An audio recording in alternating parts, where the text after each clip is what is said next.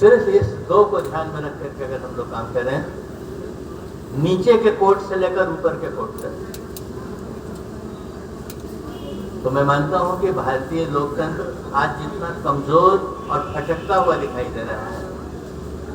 उससे बहुत ज्यादा रास्ते पर लाने का काम किया जा सकता है, क्योंकि बाकी जो फोर्सेस हैं अपनी अपनी जगह पर काम करने वाली, वो भी काम कर रहे हैं,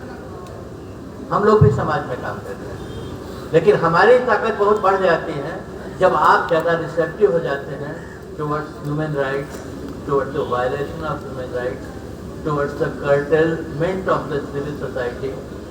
इसको अगर आप समझने लगें और अपने हर मुकदमे में इसका ध्यान रखें कि किसी भी तरह से नागरिक शक्ति को, लोकतंत्र में लोक की शक्ति को कमजोर नहीं होने दें, तो लोकतंत्र पटरी पर आ जाए। फिर कौन वहां बैठा है दिल्ली की लोकसभा में और कितनी सीटें लेकर बैठा है, वही मटेरियल है। आप बैठे भी रहोगे बहुत सारी सीटें लेकर, फिर भी एक जुडिशरी बैठी है जो आपके हर कदम को जांचती है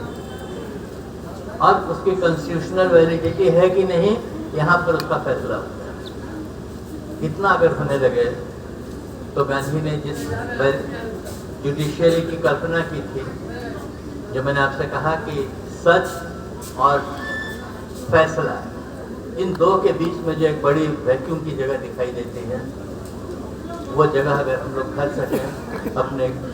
अंतरात्मा की आवाज से, तो एक बहुत बड़ा काम जो गांधी जी ने शुरू किया था, अपना प्रोफेशन छोड़ देने के बाद जो गांधी थे, वो भी न्याय के लिए लड़ने वाले सबसे बड़े सिपाही थे। तो बैरिस्टर सिर्फ अदालत में नहीं होती है, बैरिस्टर तो असल में अंदर बैठा हुआ है। वो जो अंदर बैठा हुआ बैरिस्टर है, वो हर बार आवाज लगाता है। आपके पास में जब कोई मुकदमा आता है तो एक बार तो भीतर से आवाज आती है, उस आवाज को आप सुनते हैं या दबा देते हैं, ये आपके हाथ में। तो आज आप लोगों के बीच में आकर मैं इतना ही कहूँगा कि अपने अंदर के बैरिस्टर को सुनने की जो परंपरा गांधी जी ने शुरू की थी, बैरिस्टर गांधी ने शुरू की थी, उस परंपरा के हम लोग वाहक बने, उस परंपरा को आगे बढ़ाएं और फिर से एक बार देश को ये समझने का मौका दें कि ये जो प्रोफेशन है जुडिशरी का, ये हमेशा आज़ादी की फ्रंट लाइन पर रहने वाला प्रोफेशन है। आज़ादी की चुनौतियाँ बदलती रहती हैं, आज़ादी की ज़रूरत बदलती रहती है, उसको समझकर काम करने वाला ही आदमी इस सफ़ेद ड्रेस में अदालत में खड़ा होने का अधिकारी है।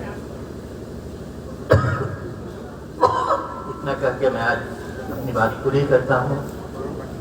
और आप सबको बहुत धन्यवाद देता हूँ।